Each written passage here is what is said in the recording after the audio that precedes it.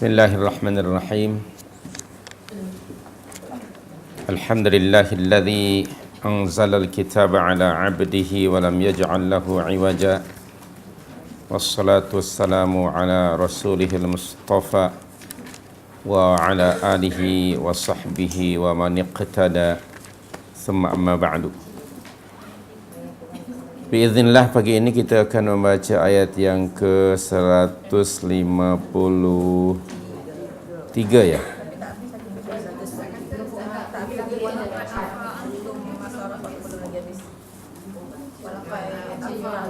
Oh, okey. Okey. Baik. Okey. Baik, bismillahirrahmanirrahim. Qaluhu ta'ala, hujung ayat 153 ya. 152 sorry. Itu dia. Yaitu qaluhu ta'ala walaqad afa ankum. Okey. Walaqad afa ankum, dan sesungguhnya Allah telah memaafkan kamu. Okey.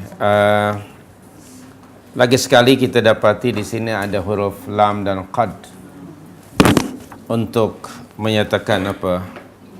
To emphasize ya. Bahawa rahmat Allah lebih luas daripada kemurkaannya, sekalipun ada di antara ashab Rasulullah sebagian orang pasukan pemanah itu telah melakukan kesalahan, yaitu mereka telah menderhakai perintah Rasul sallallahu alaihi wasallam, tetapi kesalahan mereka itu tidak disengaja, ada kewajarannya. Dilihat dari aspek yang pertama, umpamanya pada first round peperangan itu mereka dianugerahkan Allah kemenangan, dan terlintas dalam fikiran sebahagian pasukan pemanah itu bahawa peperangan sudah selesai. Ada kewajarannya kan. Kemudian mereka berfikir seperti itu. Akhirnya dia kata, kerana peperangan sudah selesai, jumlah kita turun ke bawah. Ada kewajarannya. Tetapi diingatkan oleh yang lain bahawa ingat pesan Nabi SAW bahawa kita tidak boleh meninggalkan tempat ini, melainkan jika Nabi SAW mengarahkan kita untuk turun daripada tempat ini. Kemudian mereka akhirnya melakukan maksiat lah ya. Artinya apa yang dilakukan oleh sebahagian pasukan pemanah ini tidak sengaja, mereka tidak purposely punya niat sengaja nak menderhakai perintah Rasul. Jadi seorang manusia itu melakukan kesalahan, saya sudah sampaikan di beberapa tempat ini, dia tidak keluar dari satu di antara tiga sebab lah. Melakukan dosa ni, maksiat, tidak keluar dari satu di antara tiga sebab.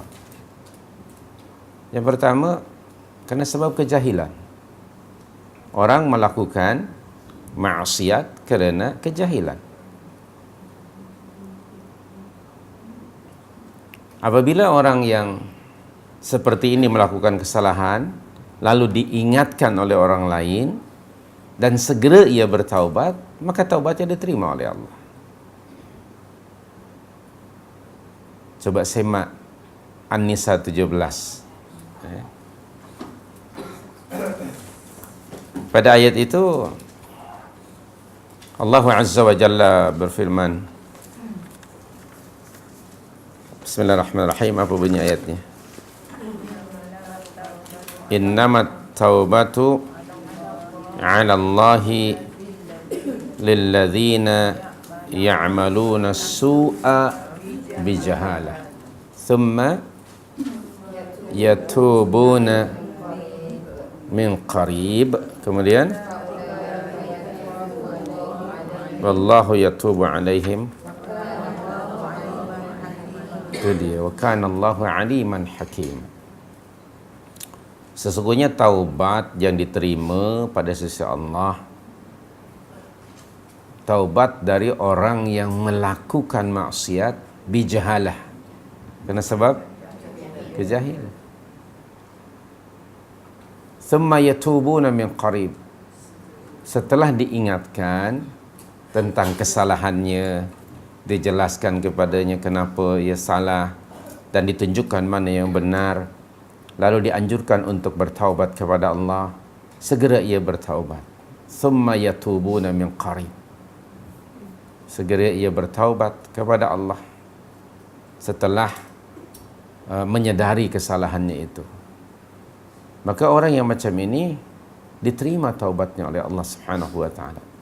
Dan Allah Maha mengetahui bahawa hambanya ini melakukan kesalahan lantaran kerana sebab jahil. Oleh itu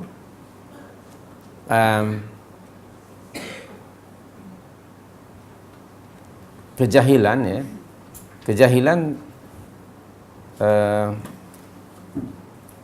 adalah faktor yang memang setiap orang pernah berada dalam kejahilan. Kalau saya ingin rujuk jauh sikit dalam surah 16:78, masa kita lahir, apa yang anda tahu? Ingat tak? Coba bagi tahu pengalaman masa baru lahir. Tidak tahu apa-apa. Allah bagi tahu pada kita di situ. Surah 16:78. Bismillahirrahmanirrahim. Wallahu akhrajakum min butuni ummahatikum la ta'lamuna syai'a. Itu kalimah la ta'lamuna syai'a. Wallahu, dan Allah, akhrajakum, telah mengeluarkan kamu, min, dari butuni ummahatikum, dari perut-perut ibumu, dan semasa kamu lahir itu la ta'lamuna syai'a. Betul tak kamu? Oi kamu. Betul ya? La ta'lamuna syai'a. Kamu tidak tahu apa-apa. Memang kita tak tahu apa-apa pun. Maknanya kita start dari jahil. La ta'lamu ay bermakna jahil. Kemudian biiznillah Allah menganugerahkan kepada kita alat-alat untuk mengubah diri dari jahil kepada ilmu, iaitu dikaruniakan as-sam'u wal absar dan wal afidah. Okay. Pada ayat itu selanjutnya, kemudian Allah ja'ala lakum, menjadikan bagi kamu, menganugerahkan kepada kamu pendengaran, penglihatan dan akal fikiran, supaya kamu bersyukur kepada Allah. Itu alat yang Allah bagi. Maka secara tadrijian, gradually, step by step, akhirnya Allah menganugerahkan kepada kamu ilmu pengetahuan. Nah, dari situ berubahlah minal jahli ilal ilm. Kemudian Allah memerintahkan juga dalam ayat yang lain, Allah perintahkan kita untuk mengubah diri minal jahli ilal ilm. Antara ayatnya dalam surah 16:43. Antara ayatnya itu 16:43.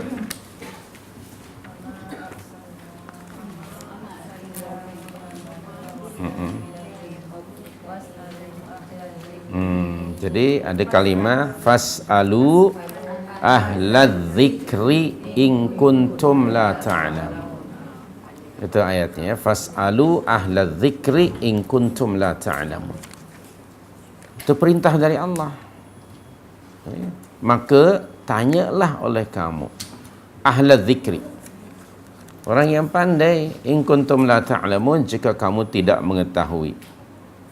Jadi ada manusia ni, ada yang ahlu zikr, ada yang pandai, ahlu zikr, dan ada yang jahil, in kuntum la ta'lamun. Jika kamu mengetahui, maknanya jahil kan. Jadi Allah membahagikan manusia dalam aspek ilmu pada dua. Satu ahlul zikri, keduanya orang yang jahil. Kepada orang yang jahil Allah arahkan apa? Untuk bertanya. Fas'alu. Kalimah fas'alu kata kerja perintah. Biasanya kata kerja perintah itu hukumnya wajib. Oleh itu talabul ilmi kama qala Rasulullah SAW, talabul ilmi faridatun ala kulli muslim. Menuntut ilmu itu hukumnya fardu ke atas setiap muslim. Fas'alu ahla dzikri in kuntum la ta'lamun. Dari sini saya ingin ulang lagi bahawa jangan merasa bertuah jadi orang bodoh. Okey? Alhamdulillah, saya jadi orang bodoh. Sebab tak banyak beban dan kewajipan. Begitu kan? Sebab kalau ayah belajar banyak ilmu, banyak pula nanti tanggungjawab. Baik ayah jadi orang bodoh. Kalau dia menyengajakan seperti itu, menyengajakan dirinya, menempatkan dirinya untuk dalam kelompok juhala atau awam, orang awam, maka kepada orang ini kita ingatkan dengan dua ayat. Kena amaran dari Allah ini sangat keras. Kalau dia sengaja macam itu sehingga mati, bagi tahu pada dia, confirm anda itu calon penghuni neraka. Na'udzubillah min dzalik. Ingat surah 7 179.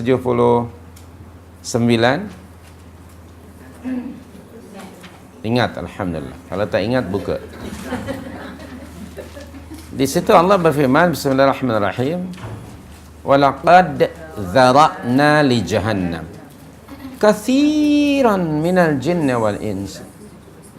Pasti akan kami penuhkan neraka jahanam terdiri dari kebanyakan jin dan manusia. Lalu kenapa mereka akan jadi calon penghuni neraka? Lahum qulubun, kami anugerahkan pada mereka akal fikiran, tetapi la yafqahuna biha. Sengaja tak mau belajar, tak mau faham, sengaja ni. Okey, la yafqahuna biha. Manusia itu tidak diciptakan oleh Allah dalam keadaan jahil, tidak. Okey, kerana Allah menganugerahkan alat-alat untuk itu, lalu diperintah untuk digalakkan untuk mencari ilmu. Kalau ada sengaja orang dianugerahkan oleh Allah akal fikiran tapi dia tidak mau belajar, masuk dalam kategori ayat ini, la yafqahuna biha. Kedua, walahum a'yun, bagi mereka kami anugerahkan mata yang dengannya ia dapat melihat ayat-ayat Allah, ayat kauniyah, ayat Qur'aniyah, dan ia merupakan pintu ilmu, tetapi membutakan matanya, tak mau tengok, tak mau memperhatikan, tidak mau melihat, tidak mau insaf dan sedar. Banyak ayat-ayat Allah yang setiap saat, setiap hari berlaku dan bergerak di depan matanya, tapi dia buat aja, tak mau tengok. Dalam surah Yasin yang anda semua sudah hafal, Allah berfirman, wa ma ta'tihim min ayatin, min ayati rabbihim illa kanu anha mu'ridun. Seperti itu, tidaklah datang satu pun ayat-ayat dari ayat-ayat Rabb mereka, tetapi mereka sentiasa buat aja, buat tak tahu. Na'udzubillah min dzalik. Ada ayat ikhtilaful laili wan nahar, misalnya kan, salih bergantinya masa malam dan siang, ada panas, ada hujan, ada bulan, matahari, bintang. Bahkan pada diri kamu sendiri ada tanda-tanda yang menunjukkan wujudiyatullah, uluhiyatullah, qudratullah, azamatullah. Tetapi ada orang yang seperti itu, sengaja membutakan mata. Walahum adhan, dan mereka ada telinga, kami anugerahkan pada mereka telinga yang dengannya mereka akan mendengar seruan. Munadin, akan mendengar yang menyeru mereka, yang menyerunya Allah melalui lisan Rasul sallallahu alaihi wasallam. Orang-orang ulul albab berdoa kepada Allah. Rabbana innana sami'na munadiyan yunadi lil iman an aminu bi rabbikum fa amanna. Kan dalam surah 3 itu. Ayat 193 itu. Rabbana, wahai Rabb kami, innana sami'na. Sesungguhnya kami mendengar, maknanya menggunakan telinga sebagai anugerah yang dianugerahkan Allah kepadanya. Ini orang ulul albab. Tapi ulul lembab tidak mau menggunakannya. Ini seperti itu. Sami'na, kami mendengar, berarti yang didengar itu suara kan?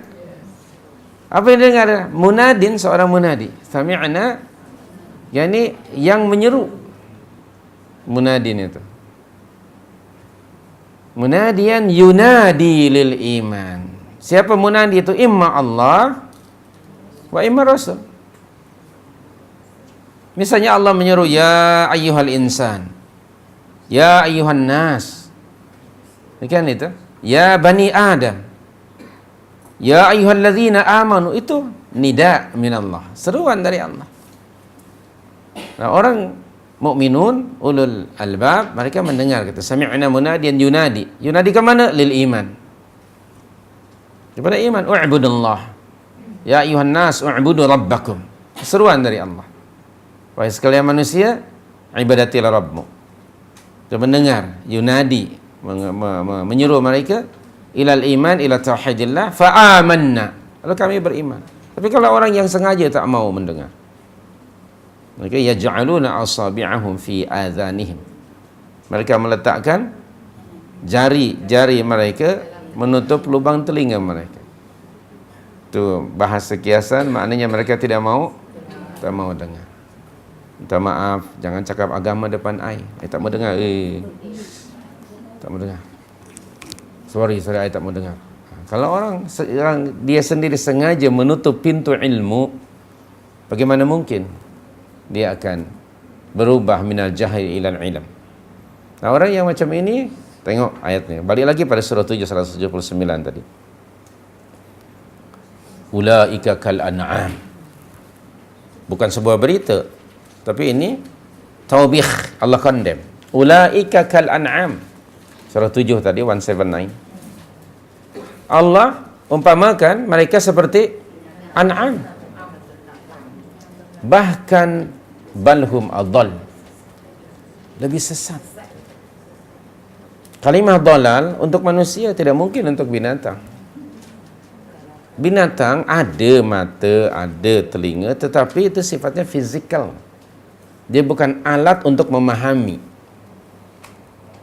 Okey, serulah lembu yang telinganya lebih panjang dari telinga kita, atau gajah yang telinganya lebih lebar. Serulah.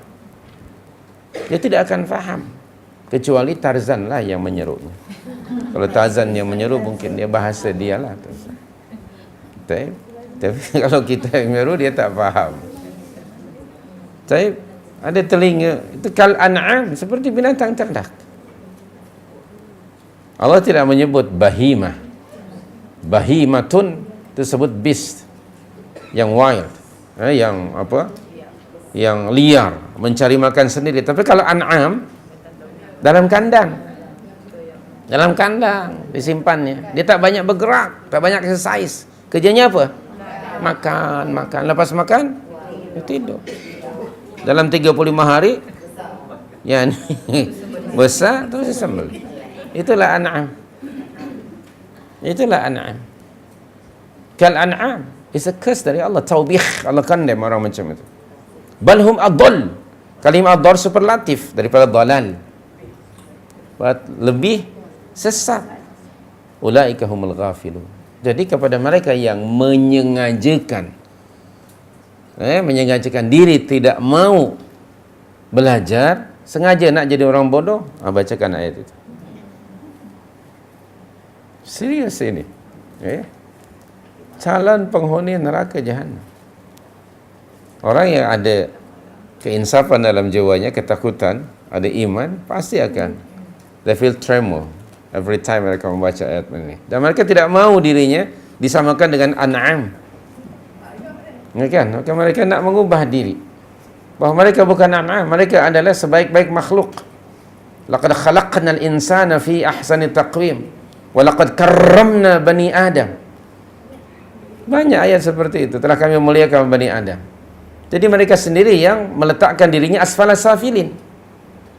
Thumma raddadnahu asfala safilin. Kerana tidak bersyukur kepada Allah dengan menggunakan deria tadi, hearing, sight dan mind tidak digunakan, maknanya mereka telah mencampakkan diri mereka pada taraf yang begitu rendah, lebih rendah daripada binatang ternak. Na'udzubillah min zalik.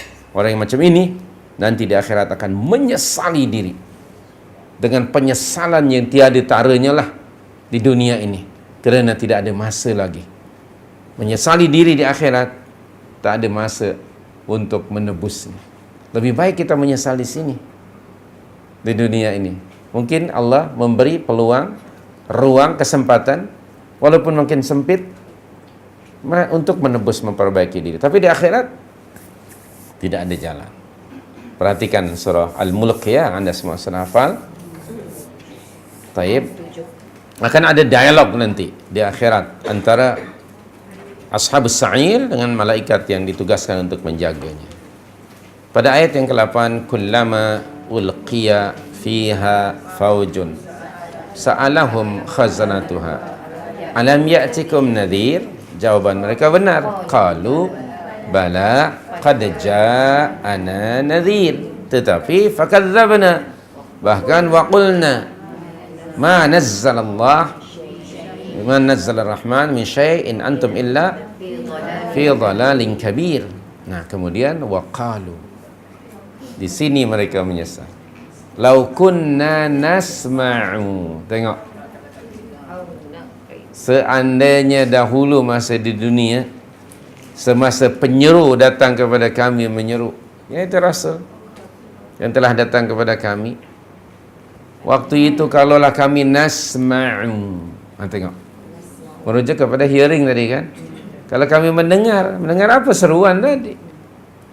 Setelah nasma'u, bukan kemudian nasma'u full stop, diikuti dengan apa? Aw na'qilu.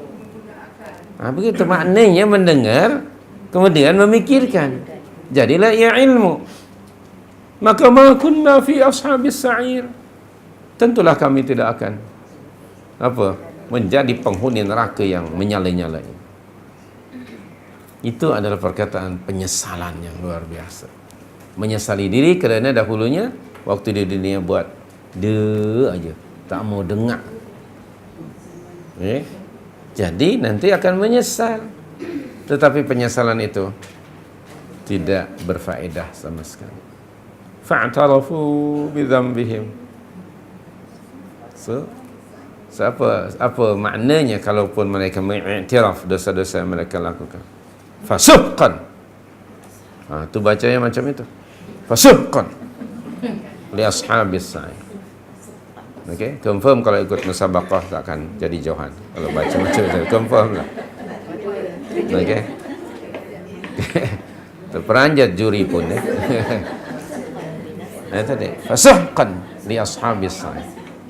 So, itu perkataan untuk melaknat, mengutuk, na'udzubillah min dzalik. Jadi sekali lagi, bagi mereka yang melakukan dosa atau maksiatnya ada dua, pernah dikatakan dahulu, meninggalkan perintah atau mengerjakan larangan. Kerana lantaran dia jahil lalu bertaubat kepada Allah. Pada surah 4 tadi ayat 17, Allah menerima taubat mereka. Alhamdulillah. Sekali lagi, tidak ada manusia yang tidak bermula dengan tidak tahu. Maka kita mesti mengubah diri minal jahli ilal ilm. Okey. Kemudian yang kedua, seseorang melakukan maksiat, dosa kerana sebab apa? Lalai. Kerana sebab lalai, sebab lupa. Bukan sengaja. Yang namanya manusia ada sifat nisyan. Okey, lupa. Nisyan, nun baris di bawah, sin baris mati, ya alif nun. Nisyanun maknanya lupa. Saya tak tahu bahasa Jepun Nissan tu apa sama, saya pun tak pasti. Yang punya kereta Nissan coba tanya kepada orang Jepun. Okey. Nisyan, dari kalimah nasiya.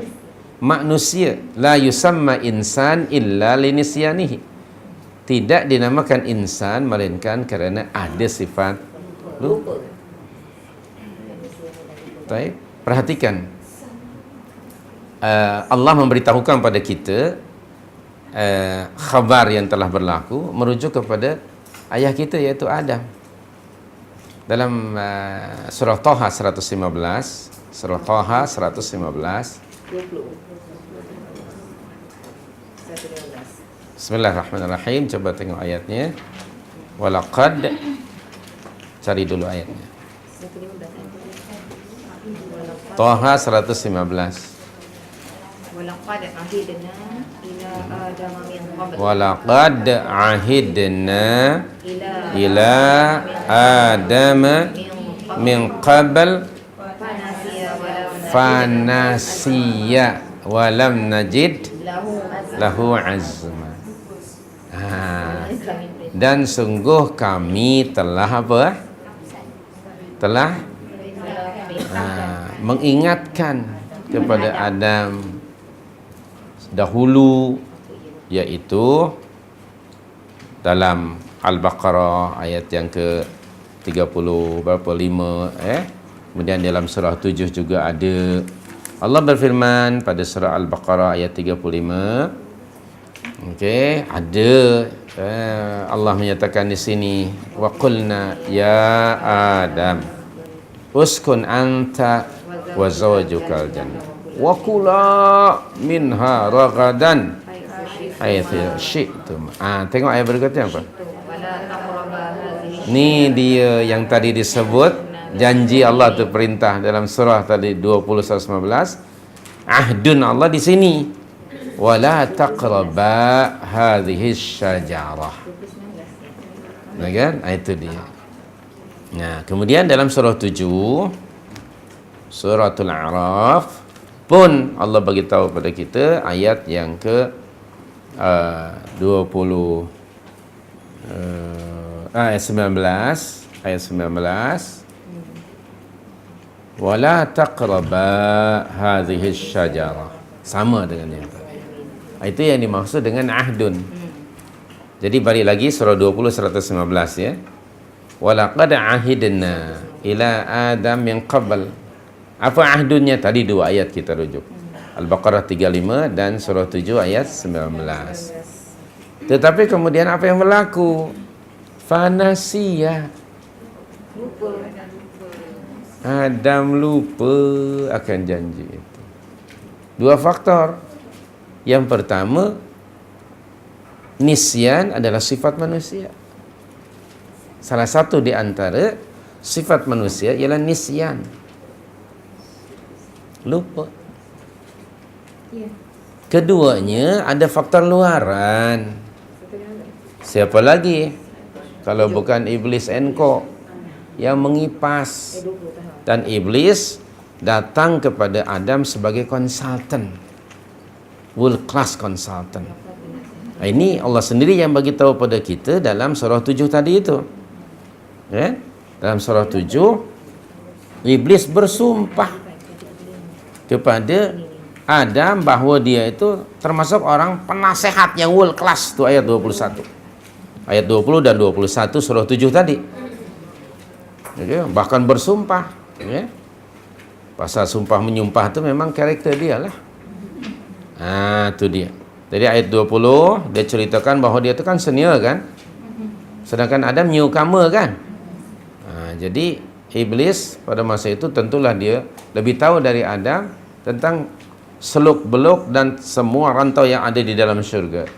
Sebagai orang lama, maka dia memberi nasihat kepada Adam orang baru ni. Tetapi hati-hati, tidak semua penasihat itu ini akan membawa kepada kebaikan. Ada juga yang membawa kepada, akan menjerumuskan kepada kejahatan seperti ini. Okey. Wa qasamahuma inni lakuma laminan nasihin.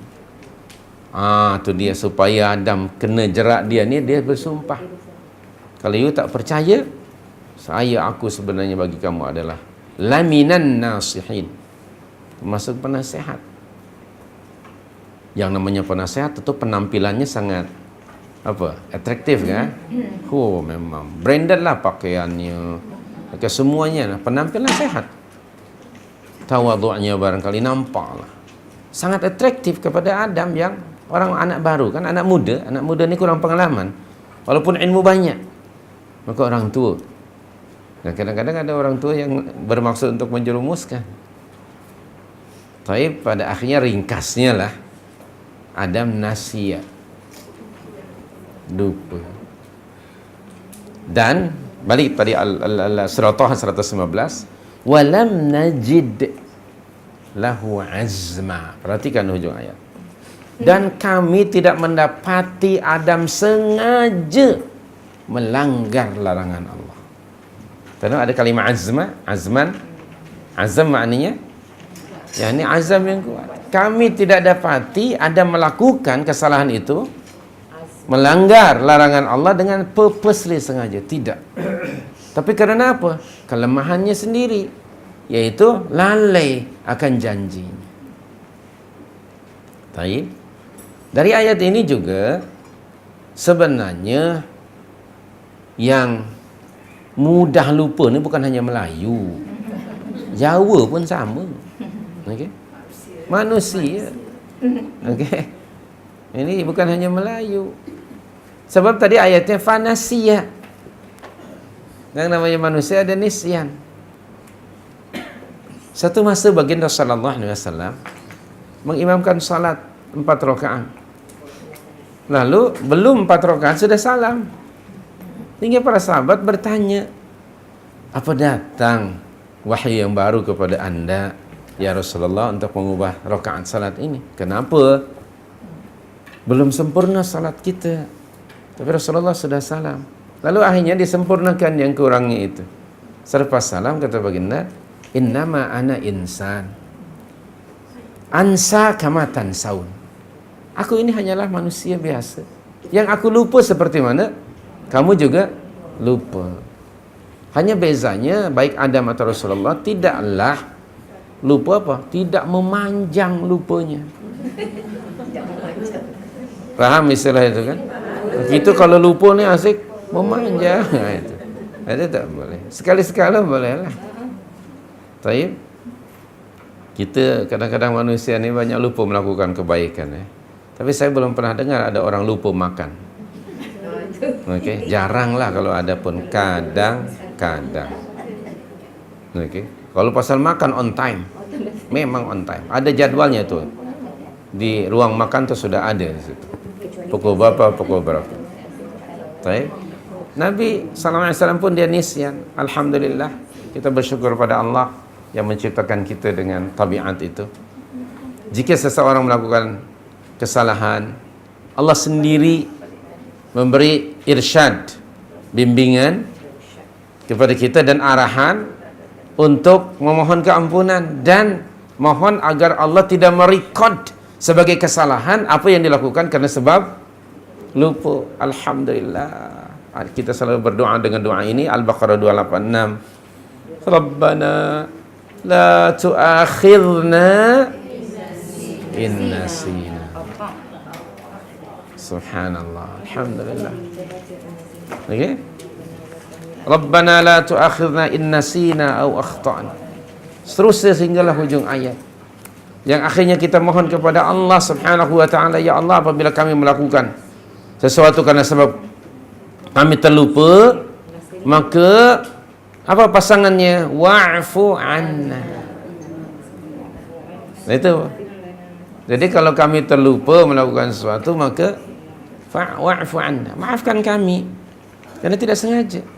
Sama ada meninggalkan perintah atau mengerjakan larangan.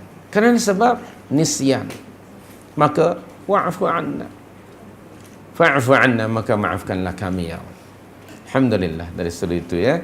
Jadi sekali lagi, orang yang melakukan kesalahan karena sebab nisyan dimaafkan oleh Allah.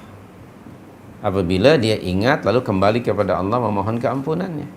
Adam alaihissalam semasa dia realize apa yang sudah dia buat, dalam keadaan nervous, ketakutan, ada keinginan dalam jiwanya kerana ada penyesalan, an-nadamah. Okey, an-nadamah maknanya penyesalan, and he wants to repent kepada Allah. Tapi macam mana caranya? Dalam kebingungan itu, alhamdulillah, Allah Subhanahu wa taala yang Maha Kasih kepada hamba-Nya, walaupun dia melakukan dosa, tapi kerana sebab dia lupa, akhirnya Allah menurunkan kepada Adam tata cara macam mana bertaubat kepada Allah. Maka dalam Al-Baqarah 37 ke, fatalaqqa Adamu min rabbih kalimat. Lalu akhirnya Adam mendapatkan cara-cara bagaimana bertaubat, hendak bertaubat kepada Allah Subhanahu wa taala. Diturunkanlah cara-caranya. Dan kalimah yang dimaksud ayat itu, kalimat ada pada surah 7:23. Fatalaqqa Adamu min rabbih kalimat. Apa kalimatnya? Rabbana zalamna anfusana wa illam taghfir lana wa tarhamna lanakunanna minal khasirin. Maka balik pada Al-Baqarah tadi 37, fataba alaihi. Lalu Allah pun menerima taubatnya. Innahu, kerana sesungguhnya Allah, huwa, dia adalah at-tawwab, Maha penerima taubat, ar-rahim, lagi Maha mengasihani. Maka Adam pun segera bertaubat bersama Hawa kepada Allah Subhanahu wa taala. Diterima taubatnya. Fataba alaihi. Ya, saya dan kita ingin mengingatkan diri kita, ahdun yang Allah ambil bukan hanya kepada Adam tapi juga kepada kita sebagai keturunannya. Dalam surah 36 yang anda semua sudah hafal, ada ayatnya. Alam a'had ilaikum ya bani Adam alla ta'budu syaitan innahu lakum aduwwum mubin. Tengok, alam a'had. Tadi dalam surah Taha 115 ahidna. Di sini alam a'had. Jadi bukan hanya ayah kita yang kena tegur, yang diingatkan oleh Allah, tetapi kita sebagai Bani Adam. Tak perlu saya beritahu nombor ayatnya ya, kerana anda sudah hafal. Apalagi terjemahan makna ayatnya, semua sudah hafal, dah tahu. Okey? Begitu. Alam a'had ilaikum ya bani Adam alla ta'budu asy-syaitan. Abdullah bin Abbas radhiyallahu anhu mengatakan alla ta'budu ay alla tuti'u. Tafsiran beliau, alla ta'budu maksudnya alla tuti'u, jangan kamu taati, ikuti, turuti syaitan. Kerana innahu lakum aduwwum mubin. Sungguhnya syaitan itu adalah musuh yang nyata bagi kamu. So, awas, hati-hati. Taib. So, sekali lagi, ada orang yang melakukan kesalahan atau dosa kerana sebab nisyan, sebab lalai dan lupa, kemudian dia sedar, insaf, kembali kepada Allah, maka Allah menerima taubatnya. Okey? Tadi contohnya ialah Adam AS dan Hawa. Fataba alaihi innahu huwat tawwabur rahim. Yang ketiga, ada orang melakukan maksiat dan dosa kerana apa? Sengaja. Sengaja. Maksudnya apa? Dia dah tahu itu perintah tapi dia tak mau buat. Dia tahu dah ilmunya benda itu haram, larangan. Dia tahu tu tapi malah dia buat. Purposely, sengaja, dan bahkan sombong, bongkak, angkuh dan bangga dengan dosa-dosanya. Na'udzubillah. Makhluk ini yang namanya iblis. Okay? Dalam Al-Baqarah ayat 34, Allah memerintahkan iblis untuk sujud kepada Adam. Perintah Allah mudah saja. Usjudu li Adam. Itu saja perintah Allah. Wa idh qulna lil malaikah. Dan ingatlah ketika kami perintahkan seluruh malaikat dengan perintah ini, usjudu li Adam. Itu perintah Allah. Sujudlah kamu sekalian kepada Adam. Fasajadu. Semua malaikat sujud.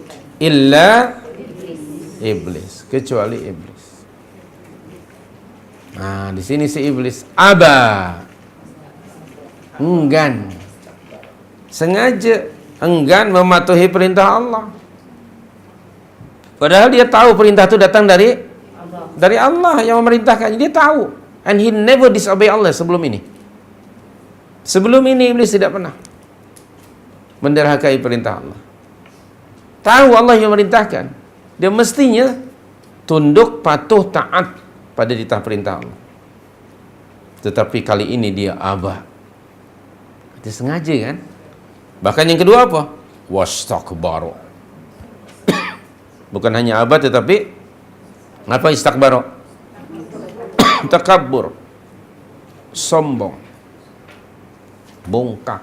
Maknanya apakah dia jahil? Apakah dia lupa? Tidak. Tetapi sengaja. Menurut anda di kalangan manusia ada tak macam ini? Ada. Mesti ada di kalangan manusia. Tahu benda itu perintah. Tidakkah anda tahu sebagai muslim salat itu wajib? Tahu bang, tahu. Kenapa tak salat? Itu hak air lah. Ya salah. That's my right. Aku nak salat tak salat. Apa yang kau menyebut ni? Ada tak? Ada. Aku tak salat pun aku okey hidup aku. Tengok. Bukankah kita sebagai muslim tahu judi itu haram? Tahu bang, tahu, tak payah ceramah lah. I dah tahu, dah lama I tahu judi itu haram. Yang kau ni tetap beli juga judi ini, line up 4 ekor 6 ekor. Bang, jaga mulut bang, ni duit-duit aku bang. Bukan duit engkau. Aku nak guna apapun juga it's up to me, it's my right man. Tidak boleh siapapun juga orang akan ikut campur tangan pada harta aku. Duit aku. Sengaja. Tahu benda itu haram tapi dia tetap buat. Itu namanya aba wastakbaru. That is why di hujung ayat Allah lebih mengetahui wa kana minal kafirin. Hujung ayat 34 Al-Baqarah itu. Wa kana itu past tense verb dan singular. Merujuk kepada iblis. Tapi hujung ayat min itu litab'id. Adalah ia termasuk minal kafirin. Al-kafirin bentuk plural. Makna yang reject. Okay, maknanya in the future akan ada geng dia lah, member dia di kalangan Bani Adam. Nah, waspada dia. Masa bagi tahu mungkin dia akan buat jerat untuk menjerumuskan Bani Adam. Na'udzubillah. Jadi orang yang macam ini dia melakukan kesalahan karena sebab sombong setelah dia tahu. Maka orang macam ini tidak akan diterima taubatnya Allah. Dan mungkin tidak akan ada na'udzubillah pada dirinya keinginan to repent. Seperti iblis, he never repent. Bukan begitu? Na'udzubillah. Kalau ada orang yang seperti ini, hanya diazab oleh Allah Subhanahu wa taala. Out of curiosity lah, all this sebab iblis tak makhluk Allah kan. Yeah. So far, setiap makhluk Allah tu dia repent. Tapi like just Yeah. question why? Iblis. Yang pertama dia melakukan disobedient itu dalam syurga. Okey? Dan syurga itu tempat yang sangat suci. Dia tidak boleh ada satu pun maksiat walau sebesar zarrah. Bukan tempatnya. Okay? Di dunia ini di antara tempat suci masjid lah ya. Antaranya lah. Maka tidak boleh dalam masjid melakukan any kind of disobedience. Baik, satu. Keduanya, Allah tadi berfirman dalam Al-Baqarah 34, ada wastakbaru. Takabbur. Dan takabbur itu hanya layak untuk Allah. Ingat dalam surah Al-Hasyr ayat 23 ke 23 ke ataupun 24, salah satu asma Allah ialah Al-Mutakabbir. Betul? Huwallah, dialah Allah alladzi la ilaha illahu Al-Malik Al-Quddus As-Salamul Mu'minul Muhaiminul Al-Jabbar Al-Mutakabbir. Itu sifat Allah. Hanya Allah yang layak untuk memiliki sifat itu. Mana-mana makhluk yang ada padanya sifat itu pasti mal'un. Satu, karakter sifat itu hanya layak untuk Allah. Iblis telah mengambil sifat itu untuk dirinya, hingga dia disobek kepada Allah purposely, sengaja. Sifat yang dibenci oleh Allah di antara sifat-sifat ini benci ialah takabbur. Karena manusia tidak layak, atau mana makhluk tidak layak untuk memiliki sifat itu. Dan itu milik Allah Subhanahu wa taala.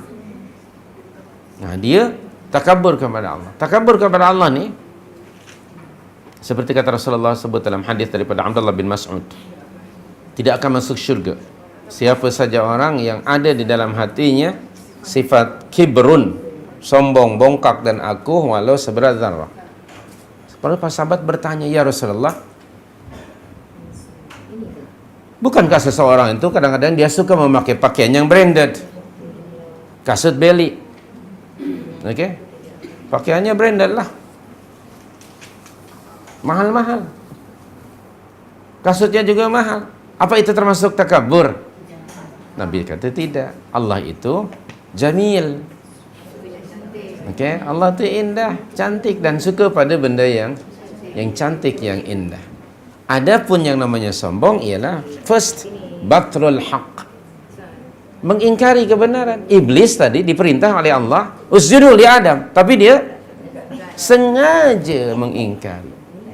Itu yang namanya kibrun. Sengaja setelah dia tahu. Tidak jahil, dia bukan jahil, dia juga tidak lupa, tidak lalai, tapi sengaja. Batrul haq, mengingkari kebenaran. Antara kebenaran ialah titah perintah Allah. Sengaja. Yang kedua, yang namanya kibrun kata Rasulullah ialah ghamtun nas, merendahkan taraf orang lain. Pada iblis dua-duanya ini ada. Tadi dalam Al-Baqarah 34 wastakbaro. First kepada Allah, dia enggan mematuhi perintah Allah sengaja. Keduanya, bila Allah tanya tunjuk sebab kepada iblis dalam surah Al-A'raf ayat 12, Allah bertanya, "Ma mana'aka an la tasjuda idza amartuk?" Qala ana khairun minhu. Wih, sombong betul depan Allah nih. Ana khairun minhu. Khalaqtani min nar wa khalaqtahu min tin. Astagfirullah. Ini ada orang macam ini. Takabur yang kedua, yaitu ghamtun nas, merendahkan taraf orang lain. Ketika Allah tanya, wahai iblis, kenapa kamu tidak mau sujud kepada Adam? Apa yang menghalangi kamu tidak sujud kepada Adam ketika aku perintahkan kamu untuk sujud? Dia beri jawaban. Jawaban songsang lah, bukan benar. Dia kata, ana khairum minhu, sebab aku lebih baik daripada dia. Darah keturunanku lebih baik daripada dia. Keluarga aku tarafnya tinggi. Kerana engkau telah menciptakan aku, ya Allah, daripada api, dan engkau ciptakan dia daripada tanah. Sebagai syaitan, na'udzubillah min dzalik, la'natullah alaih, bahawa bagi dia api lebih baik daripada tanah. Itu sengaja, apa nama, alasannya dibuat-buat. Allah sendiri tak pernah bagi tahu. He is the creator. Allah yang mencipta tanah, Allah yang menciptakan api, dan Allah tak bagi tahu siapa yang lebih baik. Allah tidak tahu. Na'udzubillah min dzalik. Baik. So, alasan itu tidak diterima oleh Allah. Jadi alasan iblis tadi yang sengaja dibuat-buat. Nombor kedua dari hadis tadi yaitu merendahkan taraf orang lain, merasa darah keturunan dan nasabnya lebih baik daripada orang lain. Jadi iblis ketika dilaknat oleh Allah, terus saja Allah halau daripada tempat yang pernah ia berada di situ. Maka Allah berfirman, ihbitu minha jami'an. Dari dalam surat Al-Baqarah kan, Allah Subhanahu wa taala halau. Qulna ihbitu minha jami'an. Diusir oleh Allah. Kenapa? Kerana apa yang dilakukan oleh iblis itu, satu dahlah kesalahan, purposely, sombong pula kepada Allah, dan look down upon Adam, dilakukan pula di tempat yang sangat suci, maka Allah Subhanahu wa taala menghalaunya, kerana dia, iblis juga telah mengambil sifat Allah yang sebenarnya tidak layak bagi dia. So itulah akhirnya diusir oleh Allah Subhanahu wa taala. Maksud diusir di sini dijauhkan dari rahmat Allah. Oleh itu iblis itu rajim atau mal'un. Ar-rajim maknanya yang direjam tu yang dikutuk, al-mal'un. Makna laknat ialah dijauhkan dari rahmat Allah Subhanahu wa taala. Pada diri iblis, pada jiwa iblis yang Allah menciptakan dia, tidak ada penyesalan itu. Tapi pada diri manusia, pada diri manusia ada penyesalan. Itu antara perbezaannya. Iblis tidak pernah menyesali dirinya. Ketika Allah usir, semestinya kan dia minta maaf kan? Betul tak? Tapi dia kata, okey, since you sudah kutuk I, engkau ya Allah sudah mengutuk aku, fabi izzatik, okey, saya akan terima. Tapi saya buat blueprint. Adam musuh saya dan anak keturunannya ya Allah akan saya jerumuskan mereka. Minta izin kepada Allah. Okey, aku panjangkan usia kamu. Maka dia kata, aku akan datang di hadapan mereka, belakang mereka, kanan, kiri, semua, seluruh aspek kehidupan manusia. Dan engkau tidak akan mendapati kebanyakan mereka kecuali sedikit saja yang bersyukur kepadamu. Hui, serius nih. Syaitan dia punya blueprint tidak hanya sekedar di atas kertas. Dia praktikkan. Dalam apa jua yang dilakukan oleh manusia, di situ ada syaitan. Hatta ketika makan sekalipun. Kan dalam kita Riyadhus Shalihin bab makan. Ketika seseorang makan tanpa membaca basmalah, syaitan happy. Dia happy, dia kata, ada can lah kita untuk makan. Baik, bila seseorang masuk ke rumahnya tidak membaca basmalah, dia kata, ada can kita untuk masuk ke rumah orang ini. Bila dia bersenggama ataupun berjima dengan istrinya pun tidak membaca ta'awudz kepada Allah, demikian ada juga pula in every aspect of our life. Subhanallahil karim. Syaitan serius ini. Mereka mengambil atau syaitan itu melihat dan dia treat manusia sebagai enemy. Sementara manusia mungkin mengambilnya sebagai member. Na'udzubillah min dzalik. Bahkan ada manusia yang purposely nak jadi agent bagi syaitan, soul agent syaitan. Itu namanya bomoh. Ya kan? Na'udzubillah min dzalik. Jadi demikian masyiatullah atau kehendak Allah Subhanahu wa taala. Dan manusia ada dua elemen yang Allah ciptakan. Ada fujur, ada takwa. Betul tak? Ada fujur dan takwa, dan ada kelemahan yang lain tadi, nisyan. Seperti Adam tadi. Adam kan lupa. Pada diri manusia ada suka pada sesuatu yang bersifat material. Itu memang elemen yang Allah menciptakan manusia dengannya. Ali Imran 14. Kan kita selalu baca itu. Zuyyina lin-nasi hubbus syahawat. Telah dinampakkan, diletakkan oleh Allah pada setiap insan keinginan daripada apa-apa yang diinginkan, baik keluarga ataupun harta. Okey? Itu adalah tazyin min Allah. Al-yurman daripada Allah, dia tidak negatif. Dan kemudian Allah Subhanahu wa taala menyalurkan keinginan-keinginan itu. Ikuti keinginan itu dengan cara apa? Mengikuti apa yang ditetapkan oleh Allah di dalam syariatnya. Bukan dibunuh, dihilangkan perasaan itu, tidak. Hubbus syahwat minan nisa wal banin dan sebagainya itu. Tapi ikutlah salurannya ditetapkan oleh Allah. Misalnya dalam konteks manusia, lelaki atau perempuan tertarik kepada lelaki, perempuan kepada lelaki, lelaki kepada perempuan, dia Allah atur. Adalah di bab munakahat. Dan Nabi sendiri adalah contoh yang nyata. Okey, contoh yang nyata adalah Rasul sallallahu alaihi wasallam. Dan nikah adalah sunnah Rasul. Kemudian makan.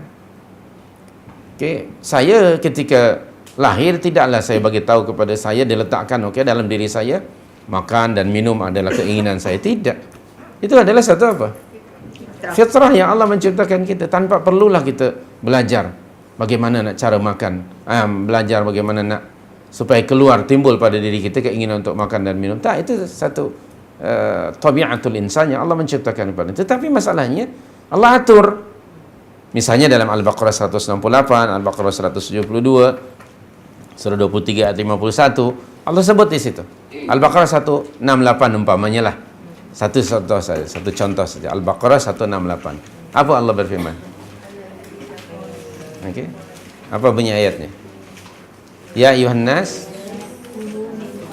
kulu mimma fil ardi. Itu dia. Halalan thayyiban. Kemudian wala tattabi'u khutuwatis syaitan. Innahu subhanallah. Dalam soal makan Allah atur. Kulu mimma fil ardi fastli halalan. Kedua yang thayyib. Ada dua. Itu aturan untuk makan dan minum. Cari yang halal, yang thayyib. Kemudian wala tattabi'u khutuwatis syaitan.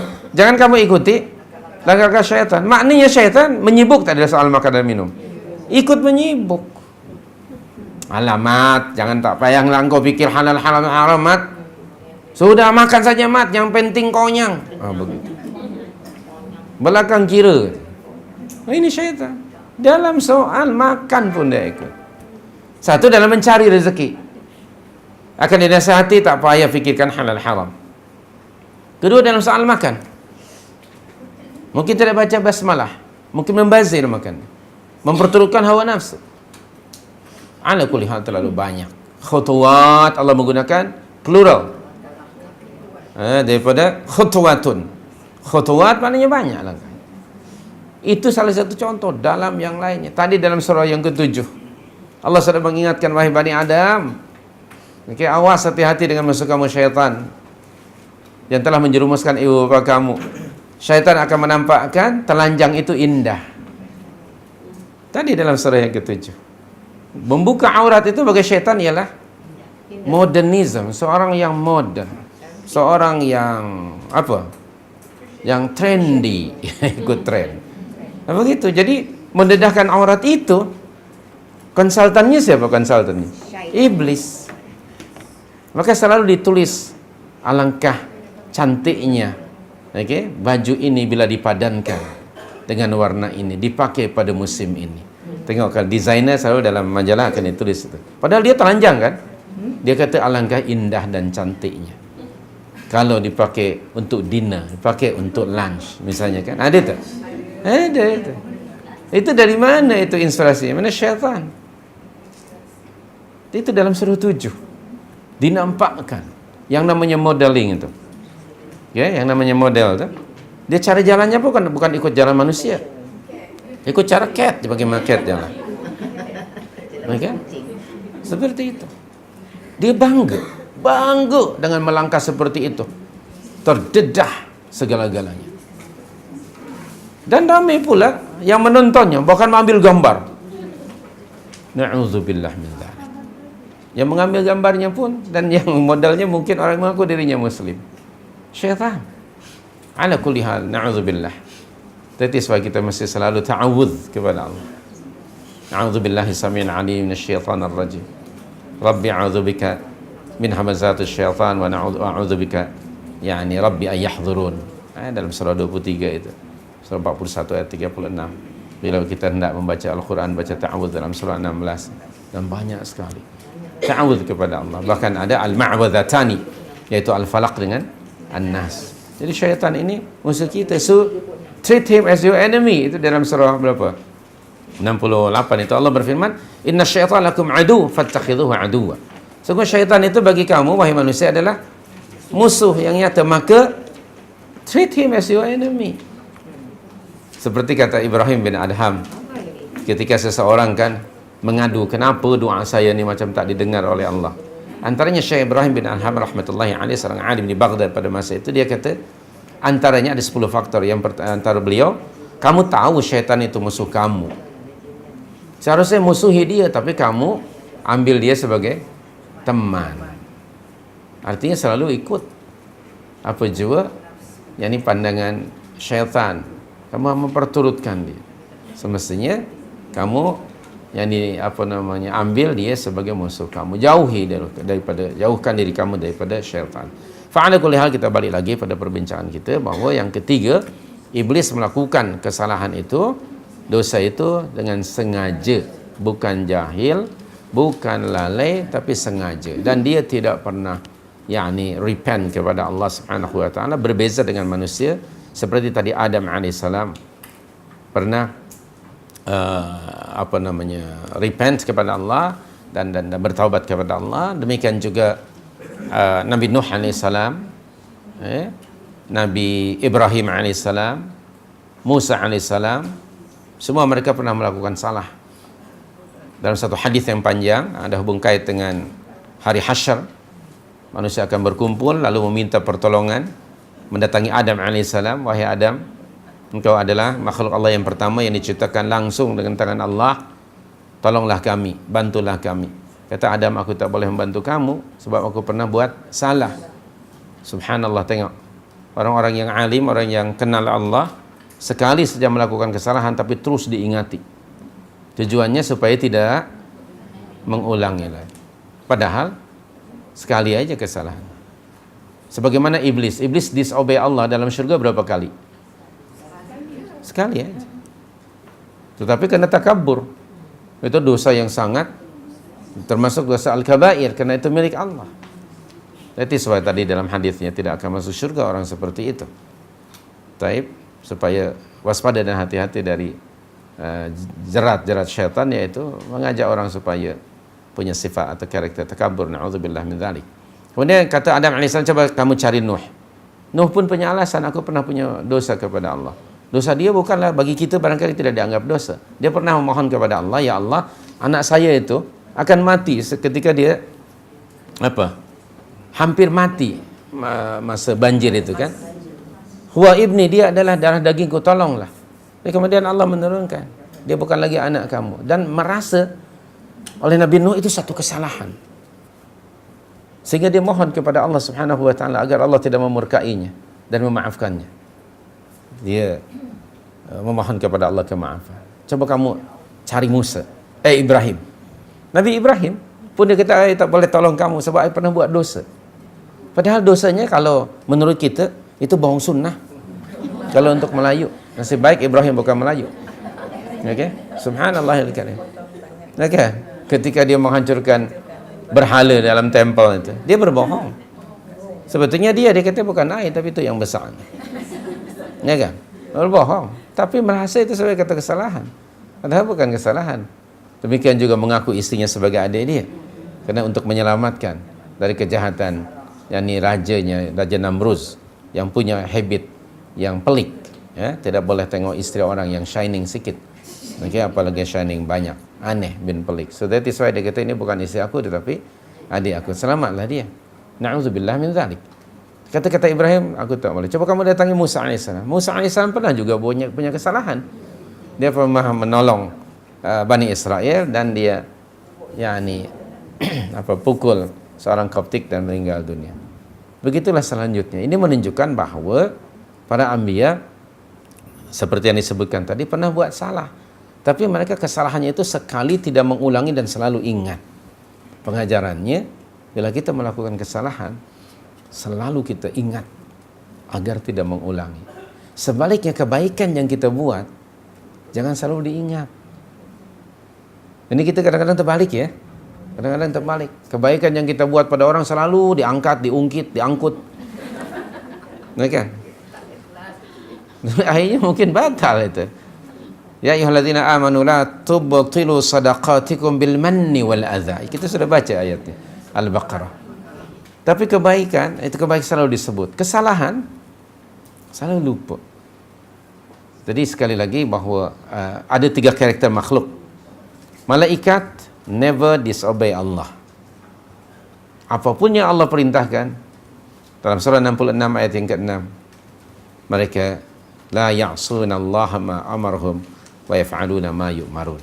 Itu sifat malaikat, tidak pernah menderhakai Allah. Okey, 66 ayat 6, betul tak? Ya ayyuhalladzina amanu qu anfusakum wa ahlikum nara waquduha an-nas wal hijarah 'alaiha malaikatun ghiladun shidad. Next word, la ya'sunallaha ma amarahum wa yaf'aluna ma yu'marun. Itu sifat malaikat. Iblis la'natullah alaih opposite, sangat kontradik dengan malaikat. Sentiasa apa? Disobey Allah. Itu iblis. Seperti yang tadi ayat yang sudah kita baca. Manusia macam mana? Di antara keduanya. Ini manusia. Kadang-kadang Masya Allah baiknya orang ini. Kadang-kadang jahatnya macam syaitan. Begitu. Kan? Manusia itu seperti itu. Ini kan? Orang-orang tua, orang Melayu yang lama dahulu, kalau anaknya degil, dia akan marah pada anaknya. Degil macam anak syaitan. Mungkin orang tua kita pernah nampak syaitan, saya tak pasti. Ketika emaknya itu memarahi anaknya. Mereka terlalu marah sangat. Tapi saya tak pernah dengar iblis memarahi anaknya yang degil. Macam mana orang kau ni? Subhanallah. Jadi maknanya yang namanya syaitan itu, dia gambarannya always negatif, evil. So manusia, oleh itu manusia kadang-kadang dia baik, kadang-kadang dia jahat. Taib manusia itu. Maka adanya syurga dan neraka itu merujuk kepada karakter manusia. Taib pada diri manusia ada elemen tadi, dalam saya sudah rujuk tadi surah 91 ayat 8 ayat yang ke-7, yaitu apa? Fa'alhamaha fujuraha wa taqwa. Kadang-kadang yang fujur lebih dominan, kadang-kadang yang takwa. Jadi manusia itu begitu. That is why kita tidak boleh menghukum seseorang selagi dan selama ia masih hidup. Maka kata Rasulullah apa? Al-a'malu bi khawatimiha. Menilai amalan seseorang itu pada yang penghujung itu. Pada penghujungnya itu. That is why di antara doa yang Rasulullah ajarkan kepada kita, Allahumma khtim lana bi husnil khatimah. Ikhtim lana. Jadi akhirilah penghujung hidup kami dengan husnul khatimah. Dalam riwayat yang lain, Anda pernah baca hadis 40 Nawawi, kadang-kadang kata Rasulullah, kamu lihat seseorang itu Masya Allah orangnya baik sekali, kemudian datang ke hadapan Allah, antara dia dengan syurga tinggal hanya sejengkal. Datang ke hadapan Allah, na'udzubillah, dia melakukan amalan yang menyebabkan dia terjerumus ke dalam neraka, na'udzubillah min dzalik. Dan ada kalanya kamu melihat ada orang jahatnya 3 suku mati, tinggal baki suku aja sebelum mati dia, 3 suku mati jahatnya. Tiba-tiba datang kehendak Allah, dia melakukan sesuatu, baik ucapan atau perbuatan, yang menyebabkan ia mendapat keampunan dari Allah dan masuk ke dalam syurga. Artinya apa? Manusia tidak boleh tahkim, menghukum. Lalu para sahabat kalau begitu katanya, apa artinya kita beramal? Biarkan sajalah. Kata Rasulullah, fakullun muyassarun lahu. Masing-masing dimudahkan oleh Allah Subhanahu wa taala. Maka mulakan dari awal. Dalam bahasa kita, Allah biasa, tegal biasa. Kalau orang biasa dari awalnya biiznillah dia taat kepada Allah, akan berakhir seperti itu. Biiznillah Subhanahu wa taala. Dan kita mohon kepada Allah, Allahumma khtim lana bi husnil khatimah wa la takhtim alaina bi su'il khatimah. Jadi ala kebiasaan. Nah, jadi sekali lagi bahawa manusia kadang-kadang baik, kadang-kadang. Oleh itu syariat Allah untuk manusia, adanya pahala dan adanya punishment hanya untuk manusia, kerana manusia makhluk yang mukallaf selain daripada jin.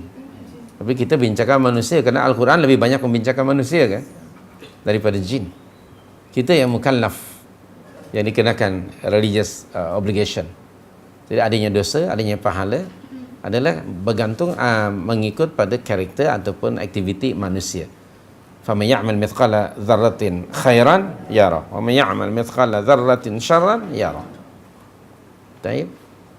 Jadi itulah sifat manusia, kadang-kadang baik, kadang-kadang tidak. Jadi oleh itu Allah menurunkan syariatnya ketika Allah sudah mengusir manusia atau Adam. Tadi dalam Al-Baqarah ayat yang ke-37 ya. Qulna, dan kami katakan, ihbitu minha jami'a fa imma ya'tiyannakum minni huda faman tabi'a hudaya fala khaufun 'alaihim wa la hum yahzanun. Dan dalam Taha 123, Allah juga berfirman sama, hampir seiras dengan ayat itu.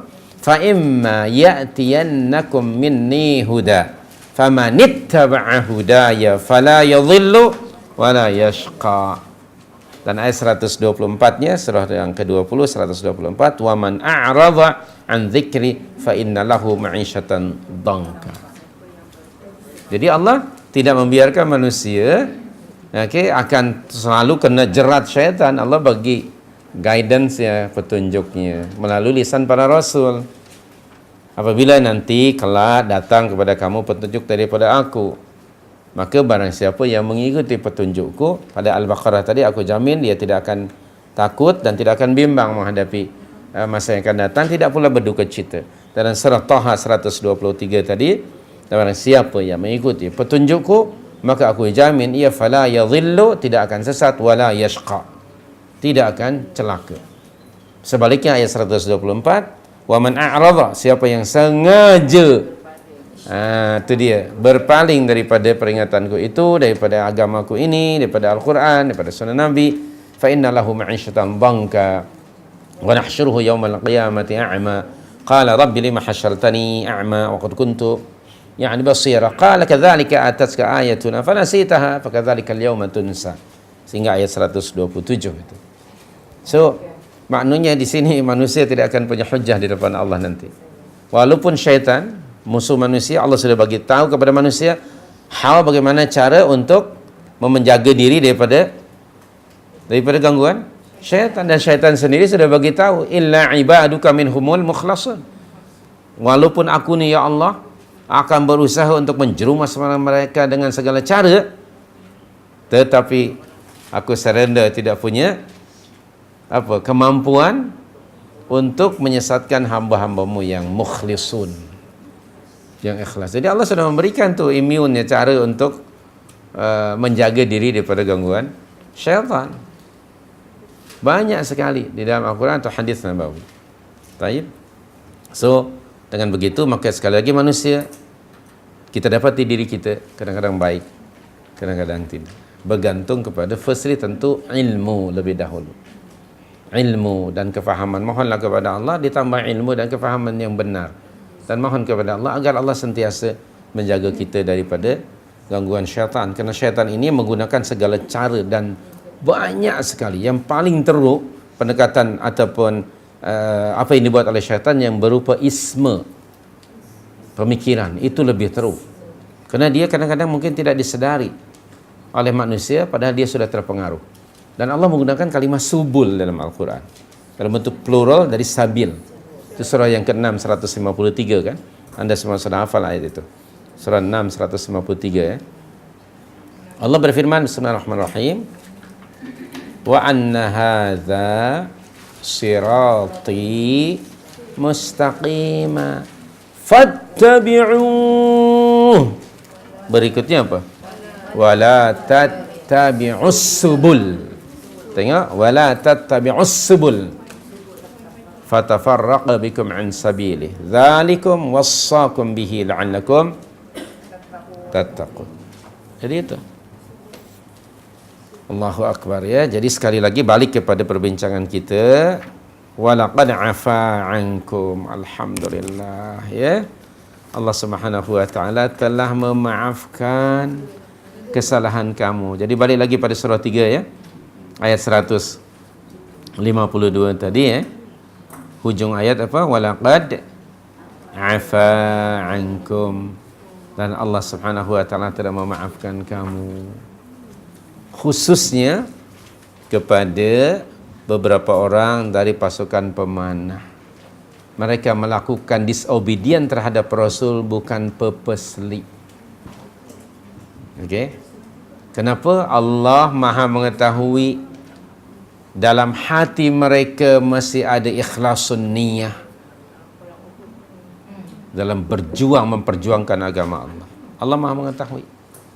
Para sahabat yang disobey Rasul itu, Allah Maha mengetahui pada jiwa mereka ada ikhlasun niyah untuk berjuang, dan mereka tidak sengaja disobey Rasul, tidak.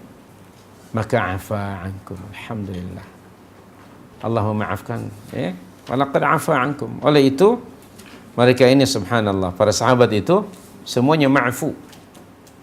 Para sahabat manusia biasa, mereka juga melakukan kesalahan, namun mereka tidak sengaja, maka itu dimaafkan oleh Allah. Karena jahil dimaafkan, karena lalai pun dimaafkan. Karena mereka menyesali diri kembali kepada Allah. Afa ankum, dan Allah itu afuun. Salah satu sifat Allah ialah Maha Pemaaf. Oleh itu bagi kita pun dapat mengambil pengajaran. Kalau katalah anak kita, firstly jangan kemudian dihukum. Mesti kita jelaskan, terangkan, sebut bayan, penjelasan apa-apa yang ada. Keduanya kita mesti encourage and discourage lah. Encourage, bagi insentif. Maknanya apa yang sudah mereka dengar, difahami, mesti dipraktikkan. Siapa yang mempraktikkan, kita bagi insentif. Siapa yang malas, kita bagi apa? Rotan ke apa? Saya pun tak apa. Itu implementasi. Okey, ada implementasi. Maknanya jangan terus menghukum sebelum menjelaskan. Kalaupun dia melakukan kesalahan, tengok dulu sengaja atau tidak. Nah, itu perbezaan hukumannya. Kalau anak kita barangkali minta maaf, Mak, saya tak sedar tadi, saya tak ingat ini. Jangan terus bantai anak itu. Dan kemudian ingatkan pada dia supaya jangan mengulangi lagi. Subhanallah, ini pengajaran sangat penting dalam konteks mentarbiyah anak. Jangan terus, bahkan bila perlu, tadi Allah bertanya kepada iblis, tunjuk sebab kan? Walaupun mungkin tidak akan diterima alasannya, tanya kepada anak kita. Walaupun mungkin dia akan memberikan alasannya yang ghairu ma'qul, not reasonable. Okay? Tetapi bagi peluang padanya untuk menyampaikan hujjahnya, walaupun tidak setuju. Dengan demikian kita indirectly mendidik anak supaya sentiasa bersikap apa? Kreatif, penuh inovatif. Supaya budak itu boleh meluahkan pandangannya, walaupun mungkin kita tidak setuju. Itu penting. Bagaimana saya tidak mengatakan mungkin always right, tapi sangat tertarik anak-anak orang Amerika yang orang putih, selalu budaknya cakap. Walaupun mungkin ibu dan ayah yang tidak setuju. Kalau kita kan anak kita banyak tanya, banyak tanya, geramnya. Nah, tengok. Tidak boleh tanya anak itu, cucu apalagi banyak tanya. Kepada opahnya, opah, why itu, why ini, itu dan ini. Engkau ni banyak tanya lah. Opah nak tidur ni, nak ngantuk. Begitu, opah apa itu ngantuk? Ya Allah, ngantuk pun kau tak tahu ni, ngantuk macam ini. Misalnya. Jadi maknanya, coba kita cater. Okay? Itu sebetulnya untuk mengembangkan apa? Daya fikir. Subhanallahil karim. Kita ni, ataupun kalau menjawab pun mungkin kita salah. Okay? Ataupun menjawab mengikut kita punya apa? Kita punya pemikiran, padahal dia masih budak kecil. Jadi padahal bukan mudah memang, praktikal ya. Ala kulli hal kita balik, walaqad afa ankum, dimaafkan alhamdulillah. Kemudian wallahu dzu fadlin 'alal mu'minin, di hujung ayat 150. Dan Allah apa? Dzu fadlin. Dia mempunyai apa? Fadlun, keutamaan, fadilat 'alal mu'minin. Alhamdulillah. Jadi orang mukminin yang buat salah, sedar kesalahannya, repent kepada Allah, Allah terima. Bahkan dalam surah antara lain dalam surah 25 yang anda sudah hafal, ayat yang ke-70 itu, pada ayat 68 ada 3 dosa besar, ayat 69 diancam dengan neraka, tapi ayat 70 Allahu Akbar, illa man taba wa amana wa amila amalan salihan faulaika yubaddilullahu sayyiatihim hasanat wa kana Allahu ghafuran rahim. Allahu Akbar ya. Bila membaca ayat itu nanti subhanallah, seharusnya kita menangis ya. Subhanallahil karim, karena Allah memberikan dzu fadlin 'alal mu'minin, digantikan yubaddilullahu sayyiatihim hasanat. Allah gantikan sayyi'ah mereka, kejahatan mereka dengan hasanat.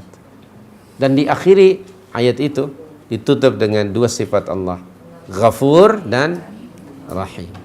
Oleh itu, saya selalu bagi pada anda surah 39:53, jangan putus asa dari rahmat Allah. Ayo kembali kepada Allah.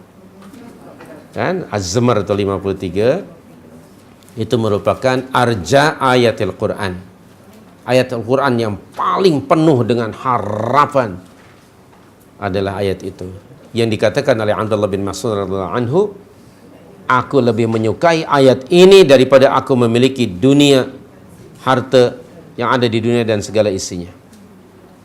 Yaitu, Qul ya ibadiyalladzina asrafu ala anfusihim la taqnatu min rahmatillah.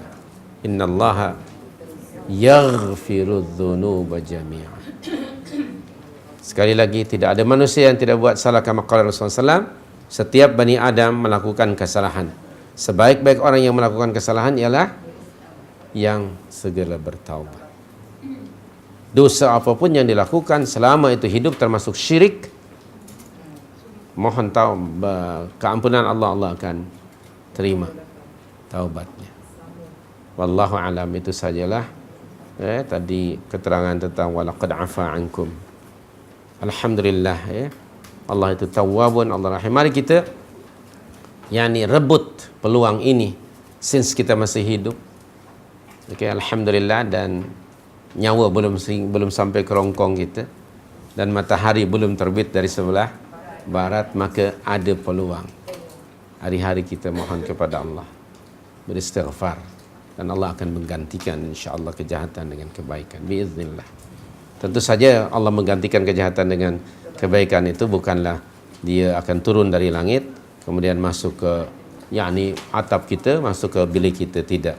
Maknanya kita masih berusaha untuk mengubah daripada jahil kepada ilmu, belajar, mendengar, melihat, mengkaji, memikirkan, menyadari, mempraktikkan, dan selalu diikuti dengan permohonan keampunan kepada Allah. Mudah-mudahan Allah mengakhiri hidup kita dalam keadaan yang baik. Wala tamutunna illa wa antum muslimun. Allahumma amin. Itu sajalah, wallahu a'lam. Terima kasih.